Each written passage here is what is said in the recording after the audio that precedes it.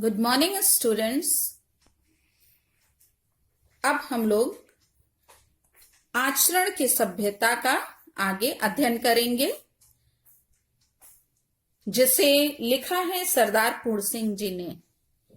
यदि एक ब्राह्मण किसी डूबती कन्या की रक्षा के लिए, चाहे वह कन्या जिस जाति की हो, जिस किसी मनुष्य की हो, जिस किसी देश की हो, अपने आप को गंगा में फेंक दे, चाहे उसके प्राण यह काम करने में रहें चाहे जाएं, तो इस कार्य में प्रेरक आचरण की मौनमयी भाषा किस देश में, किस जाति में और किस काल में कौन नहीं समझ सकता। प्रेम का आचरण, दया का आचरण, क्या पशु, क्या मनुष्य, जगत के सभी चराचर आप समझ लेते हैं। जगत भर के बच्चों की भाषा इस भाष्यहीन भाषा का चिन्ह है। बालकों के इस शुद्ध मौन का नाद और हास्य भी सब देशों में एक सा ही पाया जाता है। बच्चों, इस पैराग्राफ में मतलब इस गद्यांश में सरदार पूर्ण सिंह जी ये बताना चाह रहे हैं कि किसी भी व्यक्ति का जो आचरण है उसके विभिन्न क्रियाकलापों से मौन रूप में ही व्यक्त हो जाता है। मतलब उसको शब्दों के द्वारा लोगों तक पहुंचाने की आवश्यकता नहीं पड़ती है। वो शब्द रहित ही जो है अपनी बातों को लोगों तक पहुंचा देता है। इसमें ये बताना चाह रहे हैं कि सभ्यतापूर्ण जो आचरण है का प्रत्येक व्यक्ति पर कैसा प्रभाव पड़ता है, तत्काल प्रभाव पड़ता है। मतलब उसमें लंबे समय की आवश्यकता नहीं होती है। घटना घटित हुई और तुरंत ही उसका प्रभाव जो है व्यक्ति पर पड़ता है।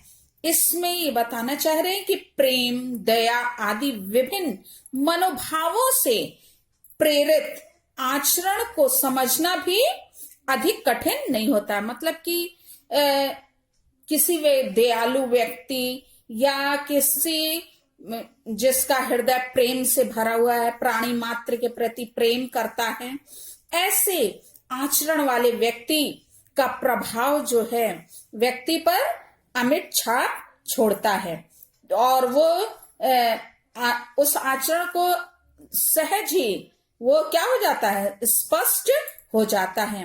यहाँ कह रहे हैं, बताना चाह रहे हैं कि न केवल किसी भी देश अथवा जाति के व्यक्ति, मतलब कि उसमें जातिगत बंधन या देश काल का कोई बंधन नहीं होता है। जाति के व्यक्ति वरन पशु भी प्रेम, दया, सेवा आदि की भावना से युक्त जो है सदाचरण को सहज ही समझ लेते हैं। आप सब जानते हैं, हम लोग पालतू जानवर को पालते हैं, उससे जरा सा स्नेह करते हैं और वो हमारे उसको सहलाएंगे या उससे की ओर देखेंगे तो वो हमारे प्रेम पूर्ण भावों को जल्दी से समझ जाता और वैसे ही वो भी हमसे बर्ताव करता है। तो यहाँ ये बताना चाह रहे हैं कि ये जो सदाचरण है इसको लोग सहज ही समझ लेते हैं, चाहे वो प्राणी हो चाहे पशु हो। यहाँ पे आगे कह रहे हैं कि सभ्यतापूर्ण आचरण को समझने के लिए किसी से कुछ भी पूछने की आवश्यकता नहीं होती है। ऐसा आचरण देखते ही वह स्वयं क्या हो जाता है, हमें उसका ज्ञान हो जाता है, हम उसको जान लेते हैं। यह आचरण यह आचरण कैसा है, सभ्यता पूर्ण है। वस्तुतः क्या होता है, सभ्य होने का तात्पर्य मानवीयता की भावना से ओतप्रोत होना है। मतलब कि जो सभ्य आचरण वाला व्यक्ति होता है उसमें मानवीय गुण क्या होते हैं, पाए जाते हैं, उससे वो भरा हुआ होता है। मतलब उसमें में प्रेम, दयालुता की भावना है और जो नम्रता, उदारता, ये सब गुण पाए जाते हैं। आगे ये बताना चाह रहे हैं कि जिस व्यक्ति में प्राणी मात्र के प्रति प्रेम, करुणा, सेवा आदि का भाव होता है, वह दूसरे को क्या करता है? प्रभावित करता ही है। यही कारण है कि सभ्य अथवा प्रेरकीय जो है आचरण की भाषा क्या होती है? मौन होती है। यहाँ आगे इन्होंने बच्चे का उदाहरण दिया है। ये बताना चाह रहे हैं कि जैसे एक छोटा बच्चा होता है, वो अपने बातों को शब्दों के माध्यम से स्पष्ट रूप से व्यक्त नहीं कर पाता है, तोतली भाषा में बोलता है, और लोग जो हैं उसकी बात को अच्छी प्रकार से समझ जाते हैं। उसमें शब्दों क्या भाषा का ज्ञान की आवश्यकता नहीं होती है, और वो अस्पष्ट भाषा व्यक्ति को सहज ही क्या कर देती है? प्रभावित कर देती है। और बच्चे के मनोभावों को समझने में व्यक्ति को किसी भी प्रकार की कठिनाई भी नहीं होती है। आगे देखिए क्या कह रहे हैं।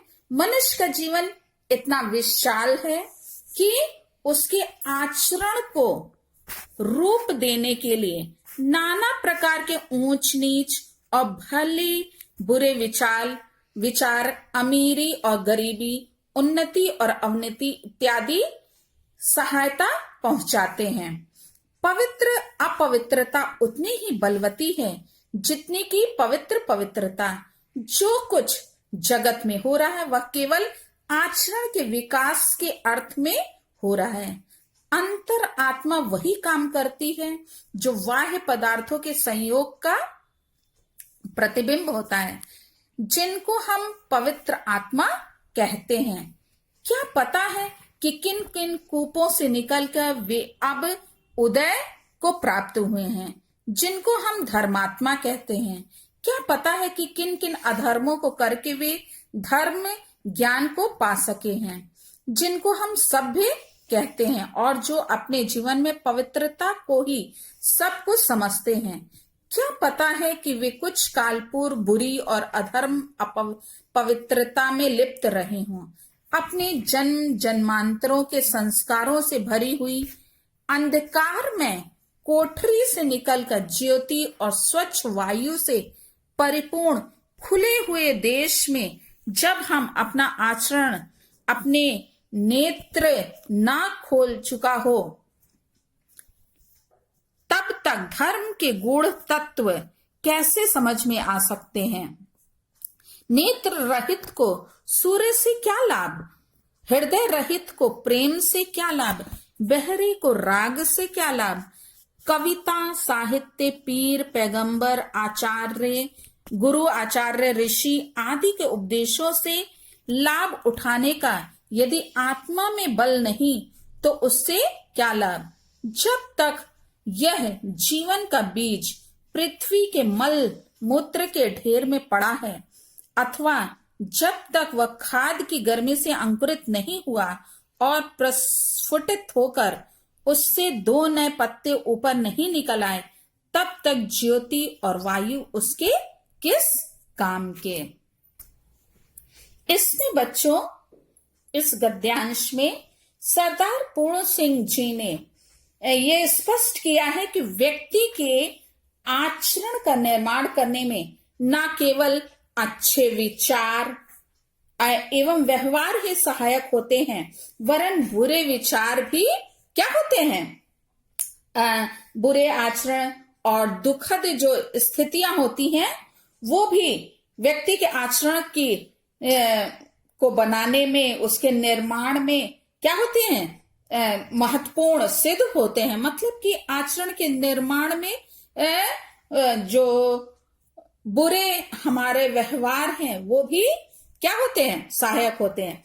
इसमें ये लेखक बताना चाह रहे हैं कि मानव के विशाल जो है जीवन में सभी प्रकार के अच्छे और बुरे कारक उसके आचरण का निर्माण करने में सहायक होते हैं। सभी प्रकार के ऊंच नीच व भरे बुरे की भावना पर आधारित जो है विचार जो हैं वो, और या अमीरी और गरीबी की स्थिति और उन्नति और अवनति आदि का व्यक्ति के आचरण निर्माण में महत्वपूर्ण क्या होता है, योगदान होता है।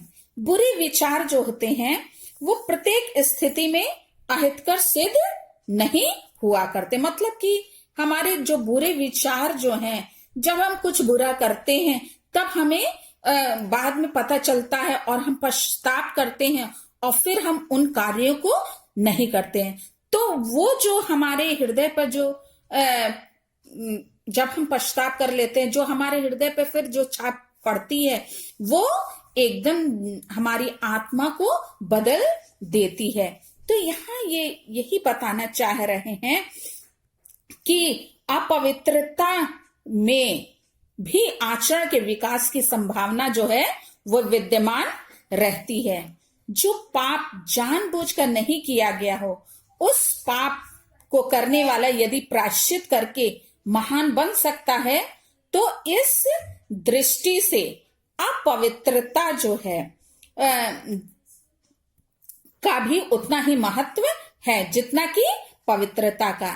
प्रारंभ में अपवित्रता का भाव रखने वाला व्यक्ति यदि बाद में पवित्रता पर आधारित जीवन व्यतीत करने लगता है, मतलब कि अपने बुरे कार्यों को छोड़ देता है और उसे पवित्रता की शक्ति की जो है गहन अनुभूति प्रारंभ हो जाती है। मतलब कि वो एक नया जीवन व्यतीत करने लगता है, सारे बुरे कार्यों को छोड़ देता है।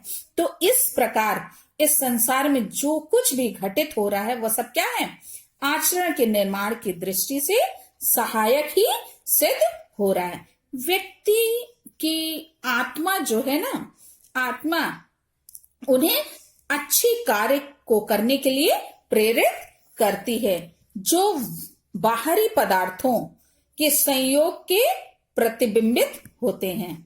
जिन व्यक्तियों को हम पवित्र आत्मा कहते हैं, वे ना मालूम कितनी अपवित्रताओं यानी बुरे बुरे कार्यों को त्याग कर ही पवित्र बन सके हैं। ये बताना चाह रहे हैं कि मतलब जरूरी नहीं है कि मनुष्य जो है जितने भी लोग हुए हैं, जो अच्छे साधु संत सन्यासी हुए, जरूरी नहीं कि उनका बीता हुआ जीवन जो अच्छा ही रहा हो। वो हो सकता है वो अंधकारपूर्ण जीवन व्यतीत कर रहे हो, लेकिन जब उन्हें ज्ञान की प्राप्ति हुई, उन्होंने अपने व्यवहार में अपने आचरण को उन्होंने क्या किया, बदला, और वो सही राह जो हमें क्या करता है, ईश्वर की ओर ले जाता है, उस मार्ग पर चलना वो प्रारंभ करने लगते हैं। तो यहाँ इन्होंने बताने के प्रयास किया है कि कविता, साहित्य, पीर, पैगंबर, गुरु, आचार्य, ऋषि आदि के उपदेश से लाभ उठाने का यदि आत्मा में बल नहीं तो उससे क्या लाभ। मतलब कि यदि इनके जो उपदेश जो ये बताते हैं, यदि उनमें आत्मा उससे आत्मा क्या है, लाभान्वित नहीं होती है, तो उससे कोई भी लाभ नहीं है। यहां बताना चाह रहे हैं कि हमें पश्चातापी जीवन जब हमारा होगा तभी हमारी आत्मा जो है, अंतरात्मा, वो क्या होगी, प्रसन्न होगी और उस पर वो अमिट छाप छोड़ेगी। यहाँ पे बच्चों सरदार पूर्ण सिंह जी जो हैं वो बताना चाह रहे हैं कि हमारे जीवन पर जो है बुरे कार्य और अच्छे कार्य सभी का प्रभाव हमारे जीवन पर पड़ता है और उससे हम क्या होते हैं, हमारा जीवन बदल जाता है। मतलब कि हम सही राह की ओर चल पड़ते हैं।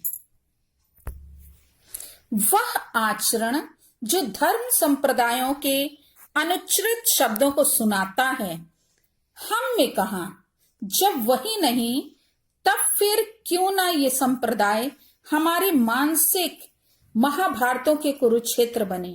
क्यों ना अप्रेम, अपवित्र, हत्या और अत्याचार इन संप्रदायों के नाम से हमारा खून करें। कोई भी संप्रदाय आचरण रहित पुरुषों के लिए कल्याणकारक नहीं हो सकता और आचरण वाले पुरुषों के लिए सभी धर्म संप्रदाय कल्याणकारक हैं। सच्चा साधु धर्म को गौरव देता है, धर्म किसी को गौरवान्वित नहीं करता। यहाँ बच्चों जो सरदार पूर्ण सिंह जी हैं वो बताना चाह रहे हैं कि धर्म जो है मानव मात्र से प्रेम और सहिष्णुता की भावनाएं वो क्या करता है, मानव मात्र में भरता है। मतलब कि वो धर्म जो है हमें प्राणी मात्र से प्रेम करना सिखाता है। वो धर्म और संप्रदाय जो है प्रेम पूर्ण आचरण नहीं सिखाते, उन्हें हम धर्म नहीं कह सकते। मतलब कि जो हमें अच्छे आचरण नहीं सिखाता है, प्रेम पूर्ण व्यवहार नहीं सिखाता है, ऐसे धर्म को हम धर्म नहीं कह सकते। क्योंकि धर्म को मतलब कि बताया यही गया है कि धर्म क्या है, धर्म हमें अच्छी राह की ओर ले जाना सिखाता है। यदि वो हमें अच्छी राह की ओर नहीं ले जा रहा है तो वो धर्म नहीं है।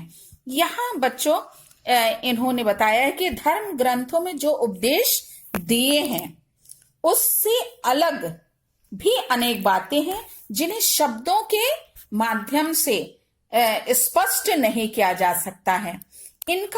इसका क्या है, अनुभव कराता है प्रेम का आचरण। हमारा जो प्रेम पूर्ण व्यवहार जो है वो हमें बताता है।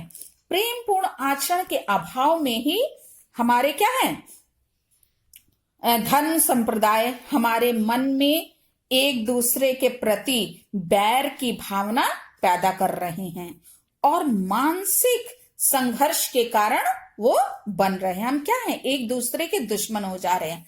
हम धर्म अथवा संप्रदायों पर आधारित जो है ग्रंथों में लिखी हुई बातों को आधार मानकर संघर्ष करने में लगते हैं। परिणाम स्वरूप क्या होता है, सभी जगह जो है हत्या है, अत्याचार का बोलबाला हो गया है। और धर्म के नाम पर क्या हो रहे हैं, लोग एक दूसरे के खून के प्यासे हो रहे हैं। व्यक्ति के लिए कोई भी संप्रदाय जो है कल्याणकारी नहीं हो सकता है। इसके विपरीत सदाचारी व्यक्तियों के लिए, जो अच्छे आचरण वाले व्यक्ति हैं, उनके लिए प्रत्येक धर्म और प्रत्येक संप्रदाय क्या होता है, कल्याणकारी सिद्ध हो सकता है। वास्तविकता यह है कि व्यक्ति की महानता का कारण धर्म नहीं है।